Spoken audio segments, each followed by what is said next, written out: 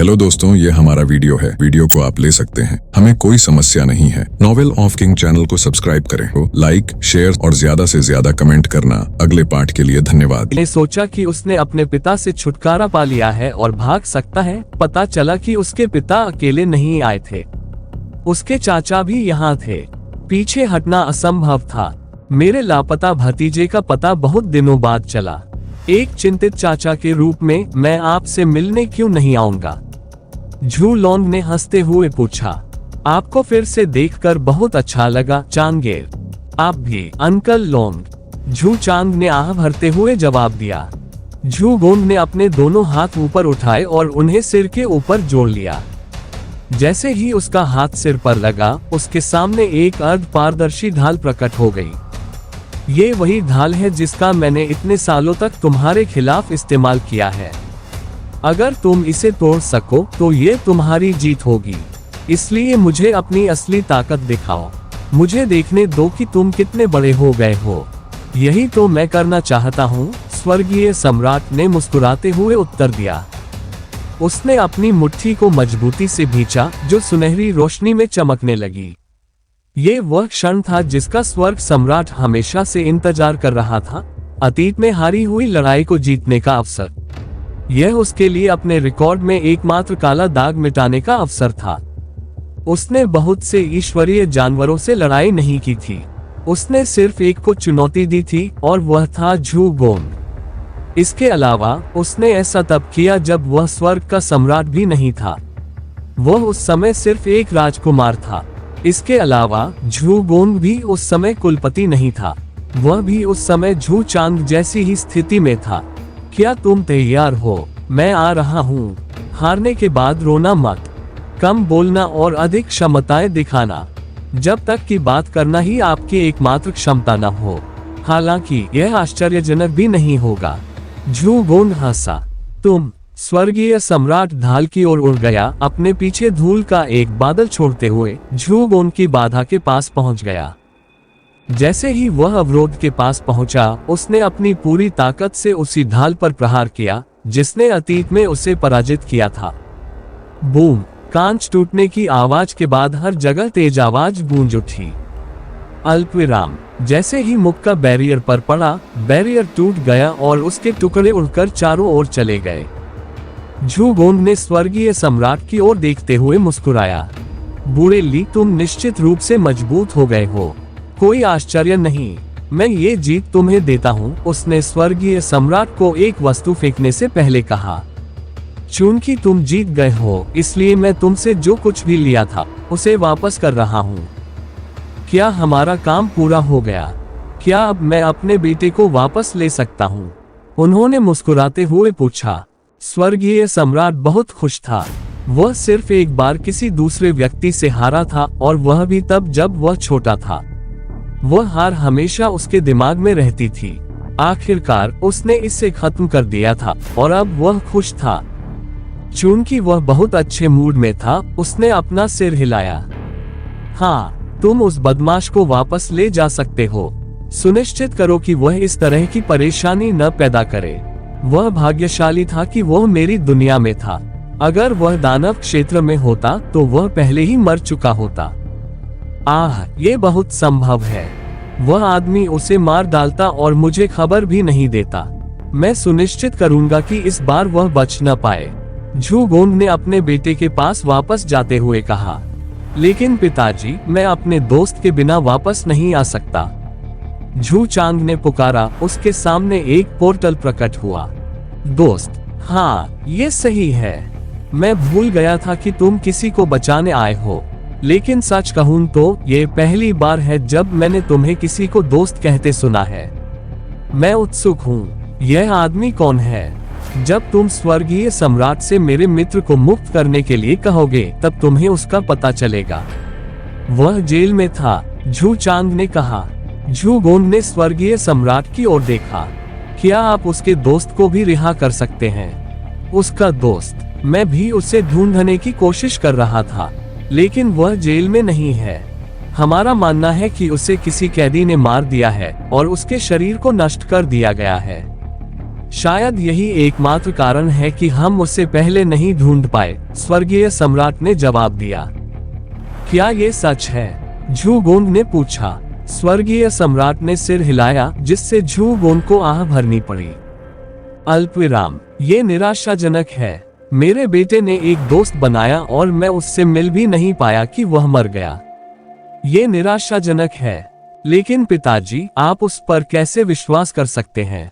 वह इतनी आसानी से कैसे मर सकता है?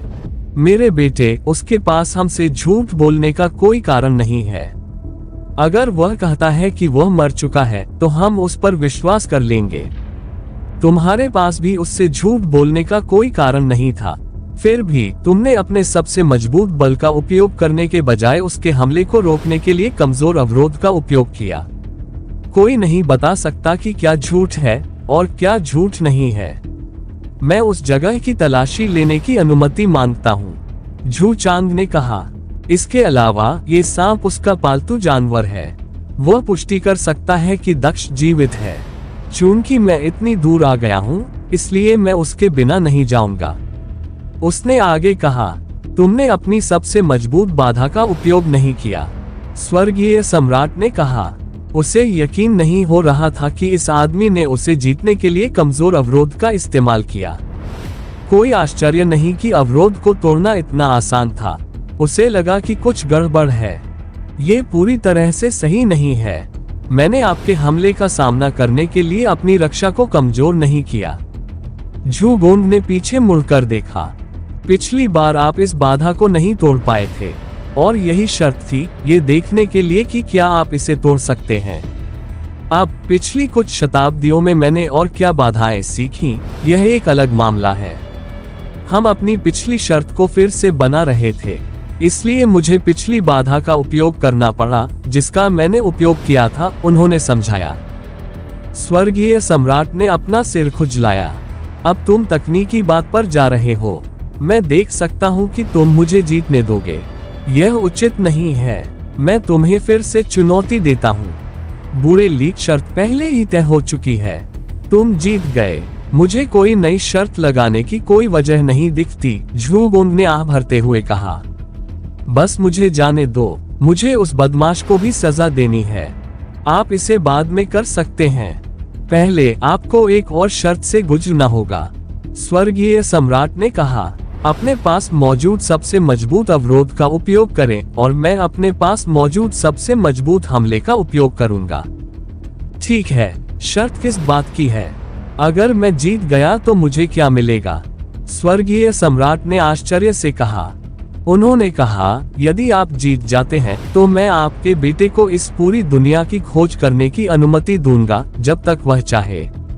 आप भी उसकी मदद करने के लिए उसके साथ जा सकते हैं। यदि मैं ऐसा करूंगा तो उसे जेल या किसी अन्य जगह की खोज करने की अनुमति नहीं दी जाएगी। तो मैं हार स्वीकार करता हूँ। झू गोंग मुस्कुराया। वह अपने बेटे की ओर मुड़ा। बेटा, ऐसा लगता है कि तुम खोज नहीं कर सकते। चलो बस उसकी बात मान लेते हैं। तुम्हारा दोस्त मर चुका होगा। चलो वापस चलते हैं। अल्पविराम। पिताजी, झू चांग ने गुस्से से कहा, क्या आप चाहते हैं कि मैं ईश्वरीय युद्धों में भाग लूं? अगर आप चाहते हैं कि मैं भाग लूं तो उसे ढूंढने में मेरी मदद करें। अगर आप नहीं चाहते तो आप मुझे वापस ले जा सकते हैं, लेकिन मैं किसी भी चीज में भाग नहीं लूंगा। और जैसे ही मुझे मौका मिलेगा मैं फिर से भाग जाऊंगा। आप जानते हैं कि मैं जो कहता हूं उसका मतलब होता है, उन्होंने आगे कहा। और अगर मैं इसके साथ चलूं और तुम्हें 2 दिन तक खोजने की इजाजत दूं, तो क्या तुम फिर कभी भागने की कोशिश नहीं करोगे? झू गोंग ने पूछा। मैं वादा करता हूं कि मैं ऐसा नहीं करूंगा, झू चांग ने आह भरते हुए कहा। ठीक है, तो फिर मैं इस बार तुम्हारी मदद करूंगा। झू गोंग ने सिर हिलाते हुए आह भरी। इस बार हम यहाँ नहीं आ सकते। दूसरों को चोट लग जाएगी। चलो किसी दूसरी दुनिया में चलते हैं, उसने स्वर्गीय सम्राट से कहा। स्वर्गीय सम्राट सहमत हो गए। स्वर्गीय सम्राट और झू गोंग के सामने एक द्वार खुल गया। दोनों ही द्वार में प्रवेश कर गायब हो गए। झू चांग अपने चाचा और स्वर्गीय जनरल के साथ पीछे रह गया। अल्पविराम अल्पविराम अल्पविराम। स्वर्गीय सम्राट झूगोन के साथ एक अलग दुनिया में प्रकट हुए। क्या ये ठीक है? उसने परित्यक्त दुनिया पर उतरते हुए पूछा। ये ठीक है, आप आगे बढ़ सकते हैं, लेकिन मैं आपको याद दिला दूं, आपको अपना सब कुछ देना चाहिए। इस बार कुछ भी छिपाना मत। झूगोन ने सिर हिलाया। यही तो मुझे तुम्हें बताना चाहिए। सावधान रहना, क्योंकि इस बार तुम मर भी सकते हो, स्वर्ग सम्राट ने चिल्लाते हुए कहा और वह आसमान में ऊपर तैरने लगा। वह ऊपर की ओर उड़ता रहा और तभी रुका जब वह आकाश में 10,000 मीटर ऊपर पहुंच गया। वह इतनी ऊंचाई पर था कि वह झूगोन को जमीन पर केवल एक छोटे से स्थान के रूप में देख सकता था। उसने अपना हाथ आसमान में ऊपर उठाया। उसके शरीर से ऊर्जा का एक मायावी सुनहरा धागा निकलने लगा जो उसके चारों ओर घूमने लगा, जिससे उसके चारों ओर सुनहरे प्रकाश का तूफान पैदा हो गया। तूफान तब तक अधिक से अधिक तीव्र होता गया जब तक कि स्वर्गीय सम्राट की आकृति पूरी तरह से उसके अंदर गायब नहीं हो गई। तूफान धीरे धीरे बढ़ने लगा और अंततः स्वर्ग सम्राट बाहर आ गया, जिसकी आंखें सुनहरी रोशनी में चमक रही थी। उसकी पूरी त्वचा सुनहरी हो गई थी, मानो वह कोई सोने की मूर्ति हो। अल्पविराम। उसके सिर के ऊपर का सुनहरा तूफान अपने आप में सिकुड़ने लगा, घना होता गया। कुछ ही सेकंड में तूफान ने 1000 फीट लंबी और 50 फीट चौड़ी सुनहरी तलवार का रूप ले लिया। तलवार की सतह पर सुनहरी रोशनी के कण घूमते हुए देखे जा सकते थे। स्वर्गीय सम्राट ने मुट्ठी बंद करने से पहले अपना हाथ ऊपर उठाया। जैसे ही उसने अपनी मुट्ठी नीचे की, सुनहरी तलवार भी झूगोन की ओर गिर पड़ी। तलवार स्वर्गीय सम्राट की अराजक मूल ऊर्जा से भरी हुई थी, जो ऐसा लग रहा था जैसे वह चाहे तो पूरी दुनिया को 2 हिस्सों में विभाजित कर सकती है। बिल्कुल भी बुरा नहीं है, झूगोन ने कहा। तुम निश्चित रूप से मजबूत हो गए हो। उसने अपनी मुट्ठी भी कस ली। वह एक घुटने पर बैठ गया और फिर जमीन पर मुक्का मारा। बूम! उसकी मुट्ठी के प्रहार से जमीन कांप उठी और अंततः वह नीचे गिर पड़ा। झूगोन के चारों ओर एक दरार दिखाई दी, जिसमें से एक गहरे नीले रंग की रोशनी निकल रही थी, जिसने झूगोन के चारों ओर एक गोलाकार अवरोध बना दिया था, मानो वह कछुए का खोल हो। अवरोध के शीर्ष पर एक काला जादू भी अंकित था, जो एक शीर्षक की छवि भी बना रहा था। अवरोध तलवार से छोटा था और कम क्षेत्र को कवर करता था, लेकिन इसमें उतनी ही ऊर्जा भरी हुई थी, यदि उससे अधिक नहीं। धमाका! तलवार और बाधा का मिलन हुआ। अल्पविराम अल्पविराम अल्पविराम। झू चांद के सामने एक स्थानिक पोर्टल प्रकट हुआ और 2 लोग बाहर निकले। यह एक बहुत ही जोरदार हमला था। यह अच्छा था कि हमने एक परित्यक्त दुनिया को चुना। किसी को भी ये पता नहीं चलेगा कि ये 2 हिस्सों में विभाजित है, झूगोन ने हंसते हुए कहा। स्वर्गीय सम्राट ने अपनी आंखें घुमाई। उसने झू चांद की ओर देखा। तुम्हारे पास 2 दिन हैं। तुम जहां चाहो वहां खोजो, लेकिन किसी भी कैदी को बाहर निकालकर मेरे लिए और परेशानी मत खड़ी करो। अपनी बात समाप्त करने के बाद स्वर्गीय सम्राट गायब हो गया। वह कारागार की सीमा में प्रकट हुआ और उसने पुनः अवरोध डालना शुरू कर दिया, जो पहले नष्ट हो चुका था। चूंकि झूगोन यहाँ था, इसलिए यह अवरोध वैसे भी अप्रभावी था। ये कम से कम कैदियों को नियंत्रित कर सकता था। बाधा को उसके पूर्व गौरव पर लौटाने के बाद स्वर्गीय सम्राट झूगोन के सामने फिर से प्रकट हुए। मुझे यकीन है कि तुम जाने का रास्ता जानते हो। बाधा को नष्ट मत करो। अगर आपको इन 2 दिनों में किसी और चीज की जरूरत है, तो मेरा जनरल आपके साथ रहेगा। आप उसे बता सकते हैं। NOWELLBEATJAN.CO। तुम हमारे साथ नहीं रहोगे? झूगोन ने पूछा। स्वर्गीय सम्राट ने अपनी आंखें घुमाई। उसने कोई जवाब नहीं दिया और बस अपने जनरल की ओर मुड़ गया। कुछ आदेश जारी करने के बाद वह अंततः गायब हो गया। जीतने पर बधाई हो पिताजी, झू चांद ने आगे बढ़ते हुए कहा। मैं खोज शुरू करूंगा। यह कोई जीत नहीं थी। ये दोनों के बीच लड़ाई नहीं थी। जैसा कि आप देख सकते हैं, मेरा बचाव अच्छा है, लेकिन मेरा आक्रमण बहुत अच्छा नहीं है, झूगोन ने जवाब दिया। उन्होंने आगे कहा, इसके विपरीत उनके पास एक शानदार हमला करने की क्षमता है। फिर भी ढाल और तलवार की लड़ाई में ढाल हमेशा खड़ी रहेगी। इसका मतलब यह नहीं है कि ढाल ने लड़ाई जीत ली है।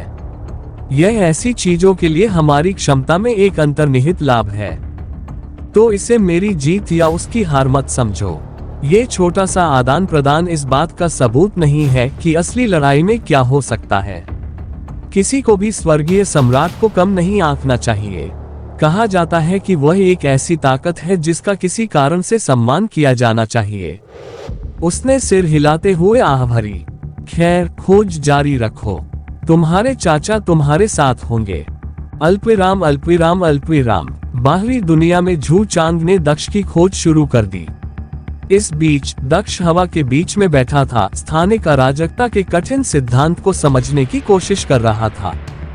यह थोड़ा कठिन था, लेकिन अंतरिक्ष के बारे में उनकी समझ के कारण, जो पहले से ही काफी अच्छी थी, वह कौशल के कुछ पहलुओं को समझने में सक्षम थे, जिससे उन्हें इसमें थोड़ी बढ़त मिली।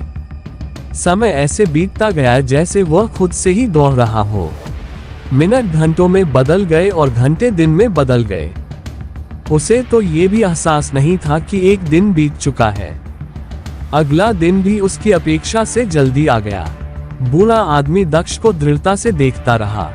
केवल 5 घंटे बचे हैं। मुझे आश्चर्य है कि वह कितना समझ पाएगा। क्या वह इसके मूल को समझ पाएगा? अगर ये थोड़ी सी भी समझ है तो यह अपने आप में एक चमत्कार होगा, क्योंकि उसने ये कौशल चुना है। मुझे आश्चर्य है कि अंतरिक्ष के क्षेत्र में उसका लाभ वास्तविक होगा या नहीं। कुछ ही देर में 5 घंटे भी पूरे हो गए। वह आदमी मुस्कुराते हुए दक्ष के सामने आया। समय खत्म हो गया है बेटा, अब जागने का समय है। हालांकि वह बोल रहा था, लेकिन दक्ष इतना डूबा हुआ था कि वह जागा ही नहीं। उसे ये भी एहसास नहीं हुआ कि बूढ़ा आदमी बोल चुका है।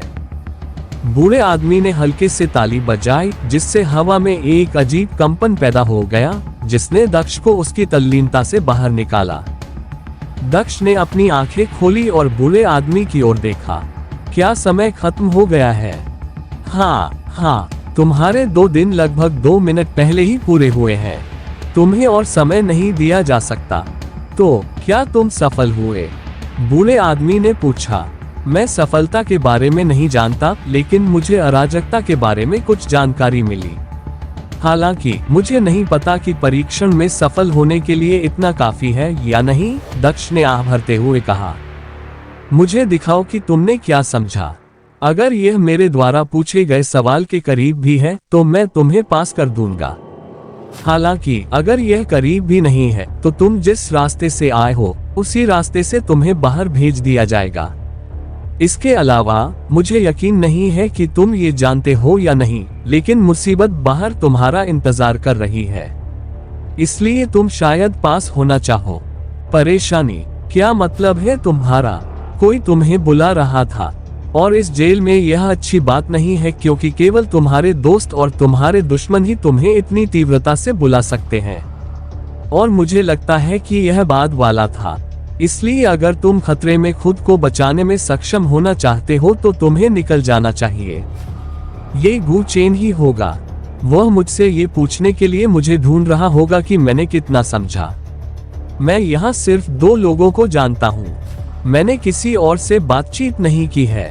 उन दोनों में से एक को पता है कि मैं ट्रायल पर हूँ, इसलिए ये सिर्फ दूसरा ही हो सकता है, दक्ष ने कहा।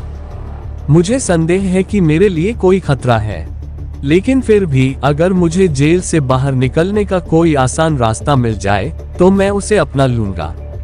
तो बताओ, मुझे क्या करना होगा? तुम्हें हुनर दिखाना होगा या फिर उससे मैंने क्या सीखा? ये सही है, मुझे अपना कौशल दिखाओ। अपने नए सीखे हुए कौशल का उपयोग करके इस स्थानिक क्षेत्र को नष्ट करो जहां ये परीक्षण चल रहा है, और यदि आप सफल होते हैं तो आपको वह मिलेगा जिसकी आपको तलाश थी। दक्ष ने खड़े होते हुए गहरी सांस ली। चूंकि वह इतने समय से बैठा हुआ था, इसलिए उसे आलस्य आने लगा था। उसने अपनी बाहें फैलाई, अपने सुन्नर शरीर को कुछ व्यायाम दिया। उसने गहरी सांस ली। मैं तैयार हूँ। अच्छा, तो आगे बढ़ो। अगर तुम पूरी अराजकता पर काबू पा सकते हो तो तुम बहुत कुछ हासिल कर पाओगे। हालांकि अगर तुम इसका एक अंश भी सीख लेते हो तो इस छोटी सी जगह को नष्ट करना तुम्हारे लिए आसान होना चाहिए। दिखाओ कि तुमने क्या सीखा, क्योंकि चाहे कुछ भी हो तुम इस कारण से ही जाओगे। महत्वपूर्ण यह है कि क्या तुम अपनी योग्यता के साथ जा पाओगे या तुम्हारे असफल होने के बाद मुझे तुम्हें बाहर निकालना पड़ेगा, बुरे व्यक्ति ने दक्ष को बताया, जो पहले से ही इस बारे में काफी चिंतित था। हालांकि उसने कुछ हद तक इस क्षमता को समझ लिया था, लेकिन यह उसका पहली बार था जब वह इस क्षमता का उपयोग करने जा रहा था। सफलता या असफलता सब कुछ अगले कुछ मिनटों पर निर्भर था।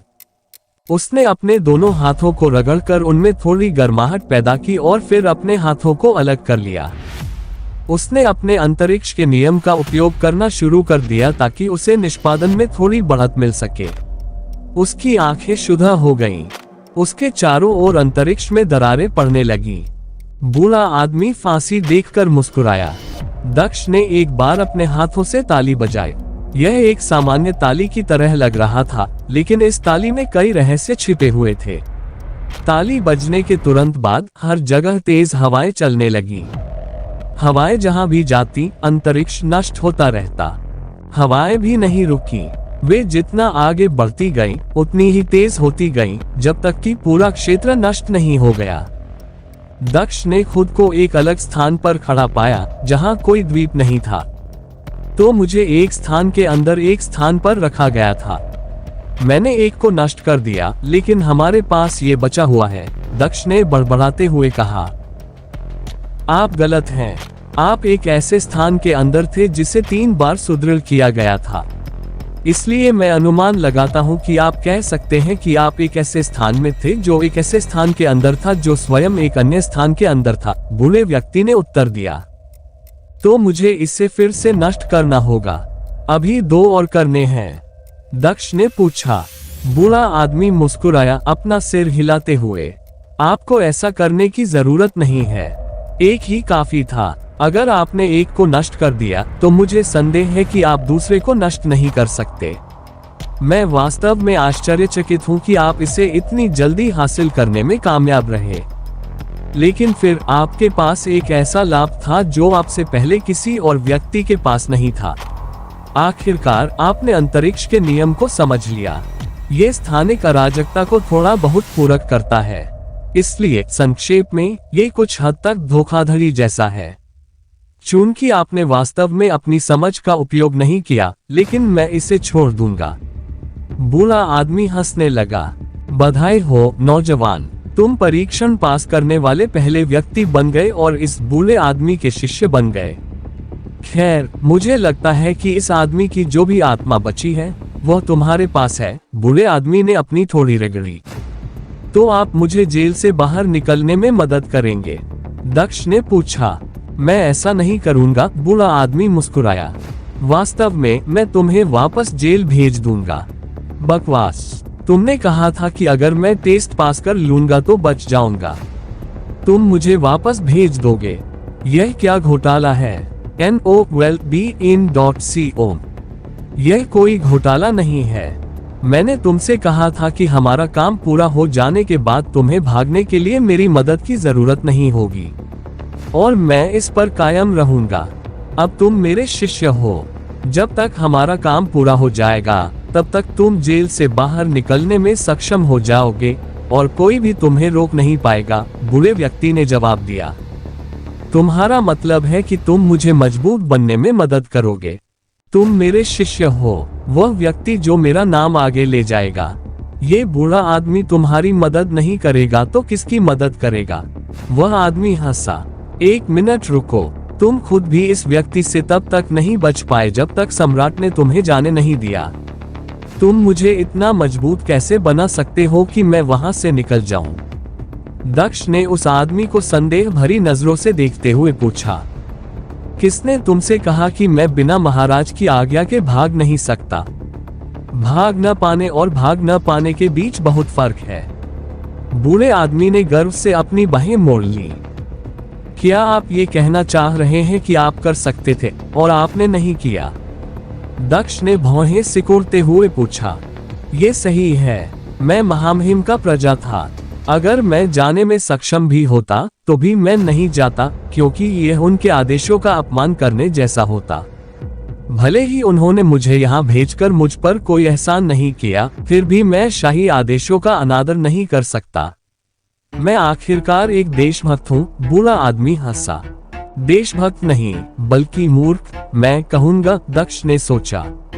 पहले वह आदमी जो उस महिला को मारना नहीं चाहता था, जिसने उस पर झूठा आरोप लगाया था और उसे यहाँ भेजा था, और अब वह जिसने अपना जीवन जेल में बिताया जबकि उसे इसकी जरूरत नहीं थी। क्या स्वर्गीय क्षेत्र में हर कोई ऐसा ही होता है? युवक, अपने मालिक को बेवकूफ कहना अच्छी बात नहीं है। बूढ़े आदमी ने दक्ष को घूर कर देखा, उसके विचार सुनकर। मैं खुद को सही ठहराने की कोई जरूरत नहीं है। अगर आप अपने स्वामियों का अनादर करने के लिए दंडित नहीं होना चाहते हैं तो अगली बार अपने शब्दों पर नियंत्रण रखें। मैं इसे ध्यान में रखूंगा। दक्ष ने सिर हिलाया। अच्छा, अब मैं तुम्हें बताता हूँ कि मेरे शिष्य बनने से तुम्हें क्या क्या लाभ मिलेंगे।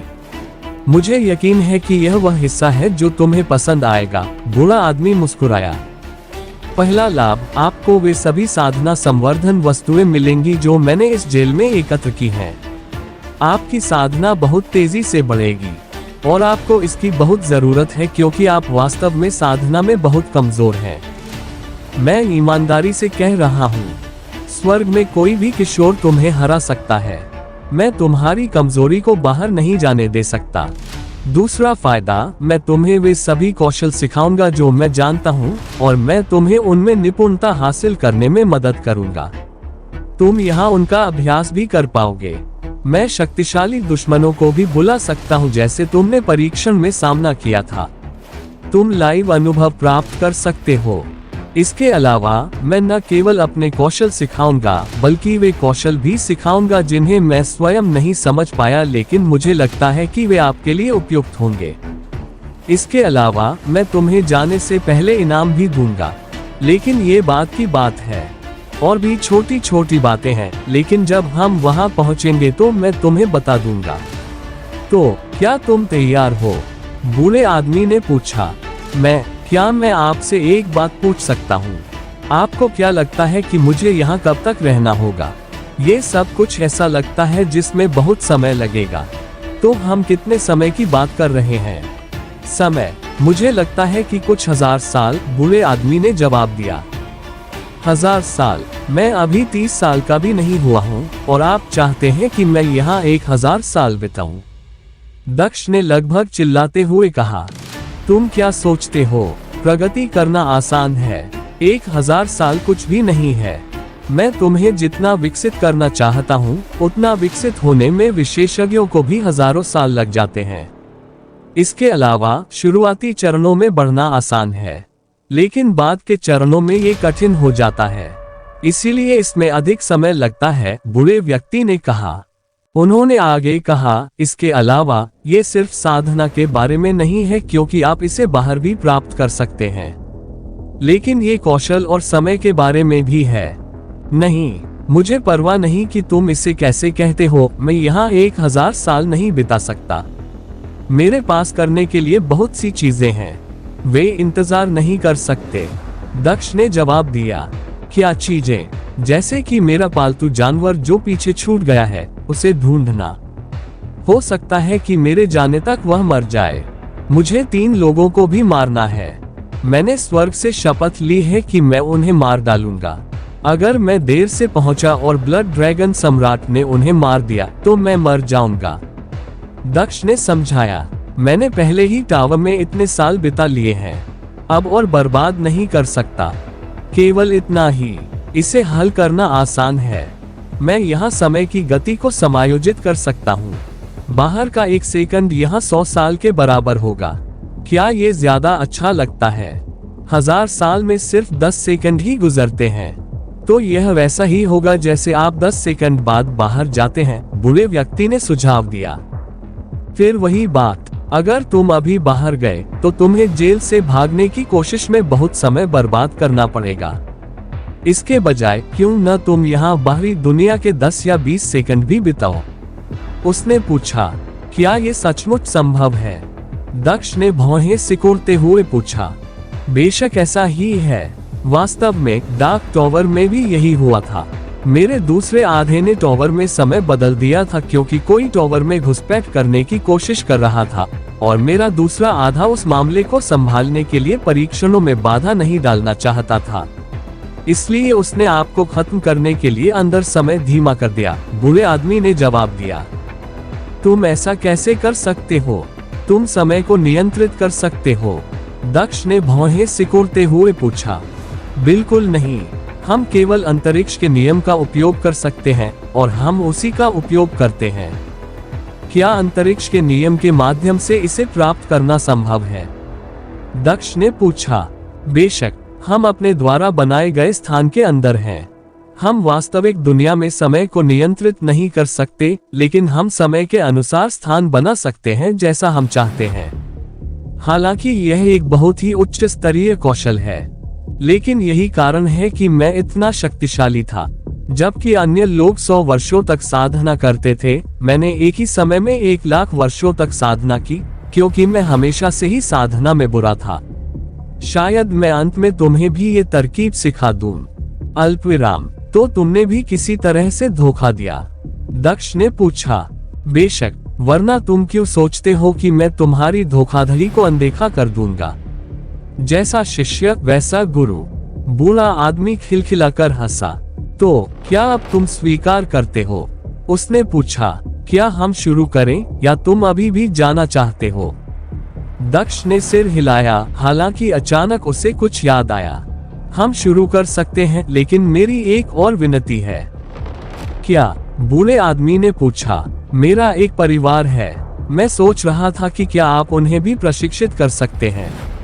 उन्हें यहाँ 1000 साल बाद भी और अधिक मजबूत होने दें। आपके मार्गदर्शन से उनकी वृद्धि अथाह होगी। दक्ष ने सुझाव दिया। क्या? नहीं, मैं केवल एक शिष्य को स्वीकार करता हूँ। मैं इससे अधिक किसी को स्वीकार नहीं करता और मैं उन्हें प्रशिक्षित नहीं कर सकता। तो फिर मैं आपके अधीन प्रशिक्षण नहीं लेना चाहता। मुझे जाने दीजिए। 1000 साल तक अपने परिवार से दूर रहने से बेहतर है कि मैं चला जाऊं। आप मुझे भेज सकते हैं। दक्ष जानता था कि बूढ़ा आदमी उसे नहीं भेजेगा, क्योंकि लंबे समय के बाद उसने एक शिष्य को स्वीकार किया था।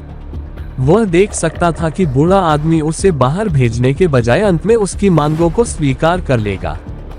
जैसा कि उसने सोचा था, बूढ़ा आदमी जैसे ही जाने की बात करने लगा, चुप हो गया। उसकी भौहें और गहरी हो गईं। क्या तुम सचमुच मुझे ब्लैकमेल करने की कोशिश कर रहे हो? आप इसे जिस तरह चाहें ले सकते हैं, दक्ष ने शांति से उत्तर दिया। ठीक है, मैं उन्हें पढ़ाऊंगा, लेकिन वे मेरे शिष्य नहीं होंगे। कुछ भी हो, वे मेरे बाहरी शिष्यों की तरह ही होंगे। बूढ़े व्यक्ति ने अपनी बाहें मोड़ते हुए दृढ़ता से कहा। दक्ष ने बस मुस्कुराकर कहा, ये काफी होगा। मुझे पता है कि वे एक ही समय में मेरे जितने मजबूत नहीं हो सकते, लेकिन जब तक उन्हें कुछ फायदा मिल सकता है, तब तक ये ठीक है। अच्छा, तो वे कहाँ हैं? बूढ़े आदमी ने पूछा। अल्पविराम, वे मेरी आंतरिक दुनिया में हैं। क्या मैं उन्हें बाहर लाऊं? दक्ष ने पूछा। हाँ, उन्हें बाहर ले आओ। इस बीच मैं जगह को सही कर दूंगा ताकि यह हमारे इच्छित समय के अनुरूप हो जाए। बूढ़ा आदमी घूमा और जगह बदलने लगा। उनके पैरों के नीचे जमीन दिखाई दी। उनके सिर के ऊपर एक खूबसूरत आसमान भी दिखाई दिया। मैदान सुंदर हरी घास से ढका हुआ था। दूर दूर तक कुछ पहाड़ भी दिखाई दे रहे थे। बूढ़ा आदमी इस स्थान पर वास्तविक दुनिया जैसी कोई चीज लेकर आया था ताकि वह सभी को बेहतर ढंग से प्रशिक्षित कर सके, विशेष रूप से दक्ष को। कई टावर जमीन से निकलकर आसमान तक पहुंच गए। इस बीच दक्ष जमीन पर बैठ गया और अपनी चेतना को अपनी आंतरिक दुनिया के अंदर भेज दिया। वह अपने कबीले के भवन में प्रकट हुआ और सीधा अपने दादाजी से मिलने चला गया। उसने अपने दादा को सारी बात बताई और उनसे कहा कि वे कुल का कार्यभार किसी और को सौंप दें, क्योंकि वह 1000 वर्षों के लिए अनुपस्थित रहने वाला था। दादाजी से बात करने के बाद वह अपने पिता के पास गया और उन्हें सारी बात बताई।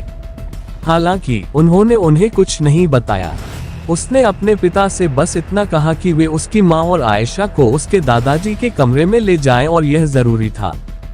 इसके बाद वह प्रशिक्षण क्षेत्र में चले गए जहां जीशान अभ्यास कर रहे थे। तुम बहुत मजबूत हो गए हो, दक्ष ने तारीफ की।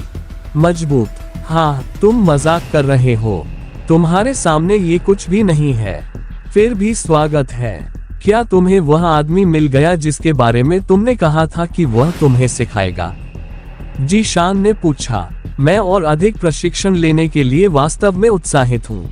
मैं उसे ढूंढ नहीं सका, दक्ष ने अपना सिर हिलाया। जीशान थोड़ा निराश हुआ, लेकिन वह सिर्फ मुस्कुराया। कोई बात नहीं, मुझे लगता है कि वह आदमी उपलब्ध नहीं था। इससे कोई फर्क नहीं पड़ता। मैं अकेले भी ट्रेनिंग करके आगे बढ़ सकता हूँ। यह कोई बड़ी बात नहीं है। उसने अपनी निराशा को बहुत जल्दी छुपा लिया। खैर, आज तुम मेरे साथ 5 मिनट अभ्यास क्यों नहीं करते? मुझे हमारे बीच का अंतर देखने दो। हे मेरे दोस्त, क्या तुम मुझे पहले खत्म करने दोगे? दक्ष ने हंसते हुए पूछा। मैं ये कह रहा था कि मैं उस लड़के को खोजने में असफल रहा, लेकिन मैंने तुम्हारे लिए उससे भी बेहतर कोई व्यक्ति ढूंढ लिया है। नहीं, सिर्फ तुम्हारे लिए नहीं, मैंने वह व्यक्ति हम सबके लिए ढूंढा है। वह एक तरह से साक्षात भगवान है और वह हम सबको प्रशिक्षण देगा।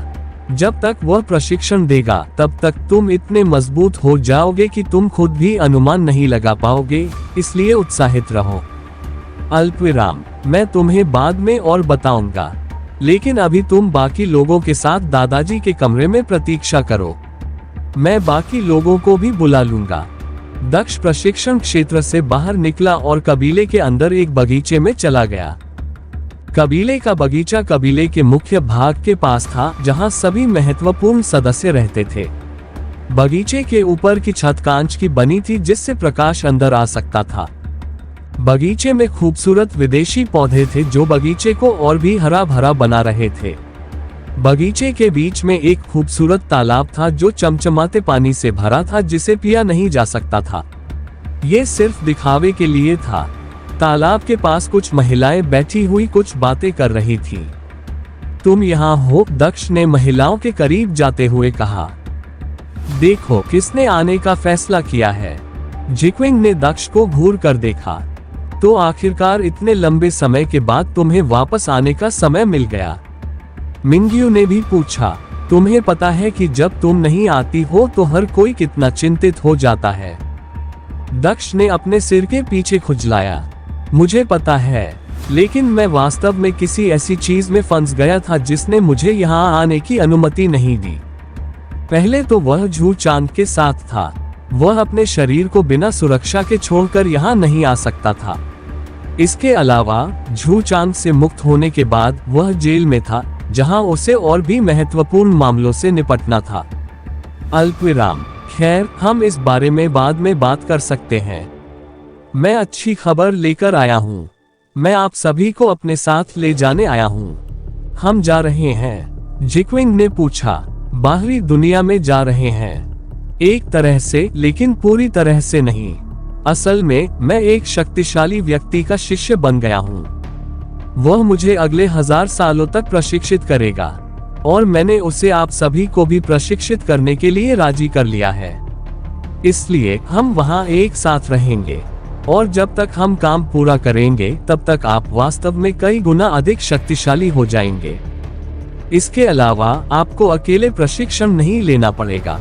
वह वास्तव में बहुत ज्ञानी व्यक्ति हैं। आप बहुत सारा ज्ञान प्राप्त कर सकेंगे। वह सभी महिलाओं को अपने साथ अपने दादाजी के कमरे में ले गया, जहां उसने एक बार फिर सभी को विस्तार से बताया। इस बार वह और भी गहराई से बताने लगा, यहाँ तक कि उसने बताया कि कैसे वह स्वर्ग की जेल में पहुंचा और कैसे उसकी मुलाकात उस आदमी से हुई जो उसका मालिक बन गया। उन्हें सूचित करने और सम्मानपूर्वक व्यवहार करने के लिए कहने के बाद वह वहां से चले गए। क्या तुम्हारा काम हो गया? तुम्हारा परिवार कहाँ है? बूढ़े आदमी ने पूछा। दक्ष अपने परिवार को बाहर ले आया। चूंकि वे पहले से ही तैयार थे, इसलिए जैसे ही सभी बाहर आए, उन्होंने बूढ़े व्यक्ति का सम्मानपूर्वक अभिवादन किया, ठीक वैसे ही जैसे उन्हें सिखाया गया था।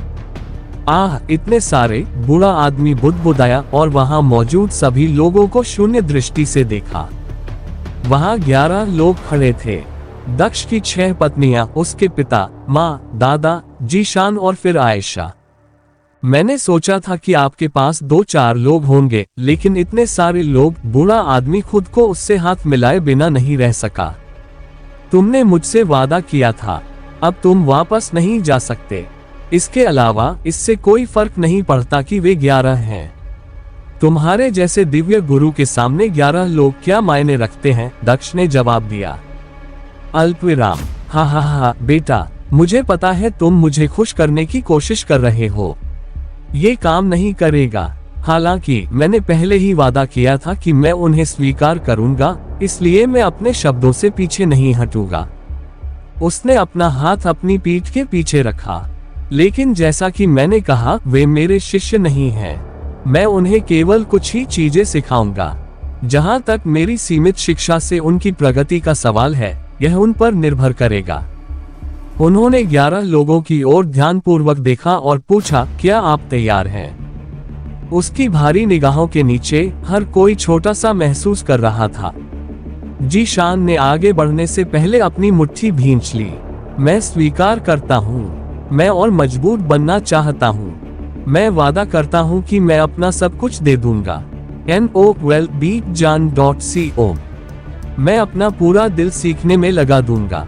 मिंग्यू भी आगे बढ़ा। एक के बाद एक सभी युवाओं ने चुनौती स्वीकार कर ली और बूढ़े व्यक्ति को निराश न करने का वादा किया। अंत में दादाजी तेज प्रताप भी आगे आए। मुझे पता है कि मैं सीखने के लिए बहुत बूढ़ा हो गया हूँ, लेकिन मैं युवाओं को पीछे नहीं रहने दूंगा। सीखने की कोई उम्र सीमा नहीं होती, और मैं ये साबित करूंगा। बूढ़ा आदमी मुस्कुराया। हालांकि वह अभी भी प्रभावित नहीं हुआ था, लेकिन उसे सभी लोगों की बातचीत का तरीका काफी मजेदार लगा। हम देखेंगे कि आप कैसे करते हैं। मैं चाहता हूं कि आप सभी एक काम करें। यहाँ पहले से ही 5 मीनारें थी। उसने ताली बजाई, जिससे 12 और मीनारें समूह से बाहर आ गईं। अल्पविराम। दक्ष को छोड़कर मैं चाहता हूं कि आप सभी इनमें से किसी एक टॉवर को चुनें और उसमें प्रवेश करें। लेकिन सुनिश्चित करें कि आप पूरी तरह से तैयार हैं। अंदर जाने के बाद आपको 1000 साल बाद ही बाहर निकलने की अनुमति दी जाएगी। टॉवर के अंदर मैं कभी कभी तुम्हें कुछ सुझाव दूंगा और प्रशिक्षण दूंगा, न कि दिन में कुछ मिनटों के लिए। इसलिए बहुत ज्यादा उम्मीद मत करो। अब जल्दी जाओ। 1000 साल हम बाहर नहीं आ पाएंगे। मिंग्यू ने दक्ष की ओर देखते हुए पूछा। हाँ, मैं देख सकता हूँ कि तुम उसके करीब हो, लेकिन मैं इन 1000 सालों की ट्रेनिंग में कोई भावनात्मक हस्तक्षेप नहीं चाहता। अगर तुम्हें लगता है कि तुम अपनी पूरी ट्रेनिंग पर ध्यान दे सकते हो, तो किसी टावर में चढ़ जाओ। अगर तुम ऐसा नहीं कर सकते, तो तुम वापस वहीं जा सकते हो जहां से आए हो। बूढ़े आदमी ने तीखी प्रतिक्रिया दी। फैसला तुम्हारा है। जैसे ही उसने बोलना समाप्त किया, एक व्यक्ति हरकत में आया। जीशान को इस बात की परवाह नहीं थी कि उसे कितने समय तक अलग थलग रहना पड़ेगा। वह और मजबूत बनना चाहता था, और अगर यह उसे मजबूत बनाने वाला था, तो वह तैयार था।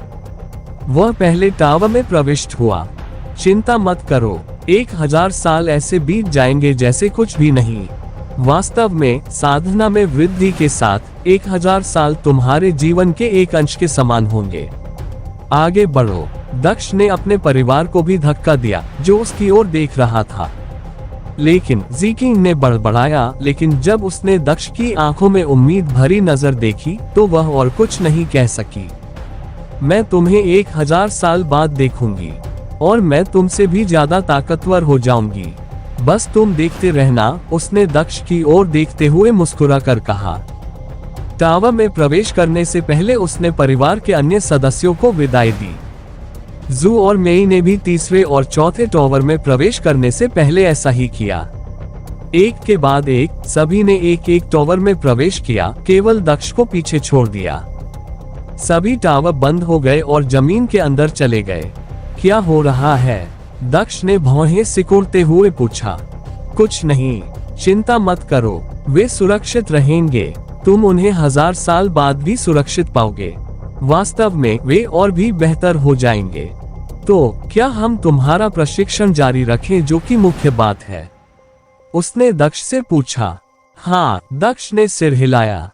अच्छा, तो फिर ये गोलियां खा लो। बूढ़े आदमी ने दक्ष को 2 गोलियां दी।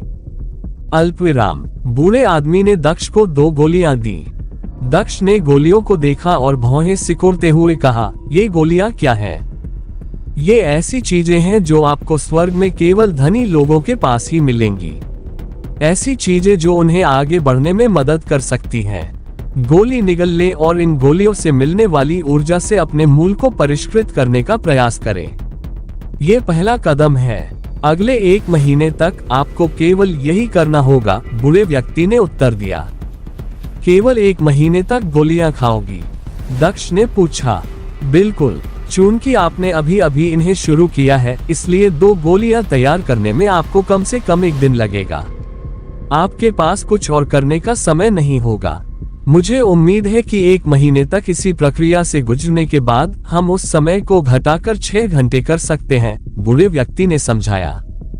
इसके बाद आपके लिए अपने प्रशिक्षण में अन्य चीजों को एक साथ जोड़ना आसान हो जाएगा। इसे वास्तविक प्रशिक्षण से पहले वार्म अप के रूप में सोचें। इसके अलावा प्रत्येक शोधन के साथ आपको जो खेती की वृद्धि प्राप्त होगी वह बहुत बड़ी होगी, विशेष रूप से उस स्तर पर जिस पर आप हैं। खेती बढ़ाने वाली दवाएं, दक्ष ने बड़बड़ाते हुए कहा। क्या मुझे दोनों एक साथ खाना चाहिए या 12 घंटे के अंतराल पर? इन्हें एक साथ लें। ये आपके शरीर के लिए हानिकारक नहीं होंगे। अगर ये होते तो ये इतने लोकप्रिय नहीं होते। ऊर्जा का उत्सर्जन सूक्ष्म और सहज है। हालांकि अगर आप ऊर्जा को तेजी से परिष्कृत नहीं करते तो वह बर्बाद हो जाएगी। इसलिए यह एक बड़ी प्रतिबद्धता है। संसाधनों को बर्बाद न करें। क्या मुझे और कुछ ध्यान में रखना चाहिए? एक और बात यह इस बारे में है कि आप इसे अधिक कुशलता से कैसे अवशोषित कर सकते हैं और अपने मूल को कैसे ठीक से पोषित कर सकते हैं।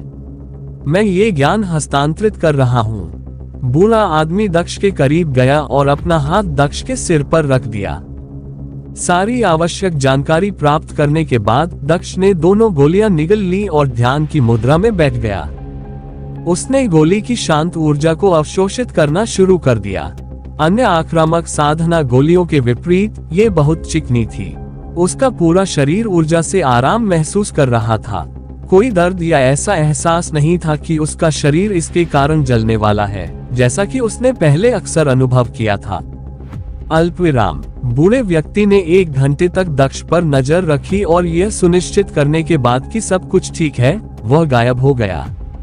वह दक्ष के परिवार के सदस्यों के पास गया और उन्हें निर्देश देने लगा कि वे क्या कर सकते हैं। अल्पविराम, अल्पविराम, अल्पविराम। बूढ़े आदमी ने अपना पूरा ध्यान दक्ष पर ही रखा, अपना दिन उसके साथ शुरू किया और उसी पर खत्म किया। वह हर दिन दक्ष को 2 गोलियां निगलने के लिए देता रहा। NOWellBeatJan.co। इसके विपरीत उन्होंने अपने अधीन अध्ययन कर रहे अन्य सदस्यों को केवल 1 गोली दी। दक्ष ने जितनी ज्यादा गोली को अवशोषित किया, उतनी ही तेजी से उसकी साधना बढ़ी। हर दिन वह छलांग और सीमा से आगे बढ़ रहा था, लेकिन सबसे महत्वपूर्ण बात यह थी कि ऊर्जा को परिष्कृत करने में लगने वाला समय बहुत कम होता जा रहा था। 1 महीने के भीतर उसने उस समय को घटाकर 3 घंटे कर दिया और बूढ़े आदमी ने जो कहा था उससे भी बेहतर प्रदर्शन किया। 1 महीना पूरा हो गया है और आपका प्रदर्शन काफी संतोषजनक है। अब अपने शेड्यूल को संशोधित करने का समय आ गया है, इसलिए ध्यान से सुनिए। यहीं से चीजें व्यस्त होने लगती हैं। सुबह सुबह आप गोलियां खाएंगे और 3 घंटे में उनका असर आपके शरीर पर होगा। फिर आप आधे घंटे आराम करेंगे। उसके बाद आप रोजाना लगातार 7 घंटे तक कौशल प्रशिक्षण लेंगे। इस दौरान मैं तुम्हें कुछ अत्यंत महत्वपूर्ण कौशल सिखाऊंगा जो अब तक के सबसे महान कौशल होंगे। 7 घंटे के बाद मैं तुम्हें वह सिखाऊंगा जिसमें मैं विशेषज्ञ था। मैं तुम्हें खजाना बनाने के बारे में सिखाऊंगा। ये सत्र हर दिन 1 घंटे तक चलेगा। फिर तुम 1 घंटे तक आराम करोगे। उसके बाद तुम मेरे द्वारा बुलाए गए दुश्मनों के साथ शक्ति प्रशिक्षण युद्ध करोगे। ये 3 घंटे तक चलेगा और उसके बाद तुम सो जाओगे। देर तक नहीं जागना। मैं चाहता हूं कि तुम्हारा दिमाग हर दिन ठीक से आराम करे। बूढ़े आदमी ने दक्ष को व्यस्त कार्यक्रम से परिचित कराया, जो अपना सिर हिलाए बिना नहीं रह सका। कार्यक्रम बहुत भारी था और यह स्थिति 1000 साल तक रहने वाली थी। वह देख सकता था कि भविष्य कठिन लग रहा था, लेकिन वह ये भी जानता था कि इस सुरंग के अंत में कुछ बहुत ही उज्जवल प्रकाश था। वह महसूस कर सकता था कि वह इस प्रशिक्षण से बिल्कुल अलग व्यक्ति के रूप में बाहर आने वाला था। अल्पविराम। इसके अलावा क्या वह वास्तव में यही नहीं चाहता था? वह नहीं चाहता था कि उसका वंश बढ़े।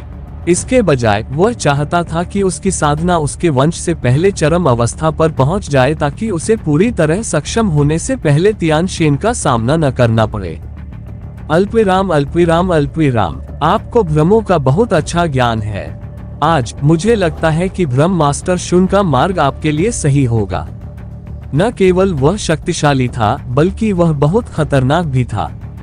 आगे बढ़ो, मैं तुम्हें अपना ज्ञान हस्तांतरित कर दूं। अल्पविराम, अल्पविराम, अल्पविराम। अच्छा काम है। केवल 3 वर्षों में ही तुमने ब्रह्म मास्टर शुन का ज्ञान प्राप्त कर लिया। अब मैं तुम्हें डाक रिवरेंड के कौशल सिखाऊंगा। वह एक डाक कल्टीवेटर था जिसे कोई भी पसंद नहीं करता था, लेकिन वह ऐसा व्यक्ति भी था जिसे कोई भी टाल नहीं सकता था। वह अपनी क्रूर ताकत के लिए जाना जाता था। तुम उसके कौशल में महारत हासिल कर सकते हो।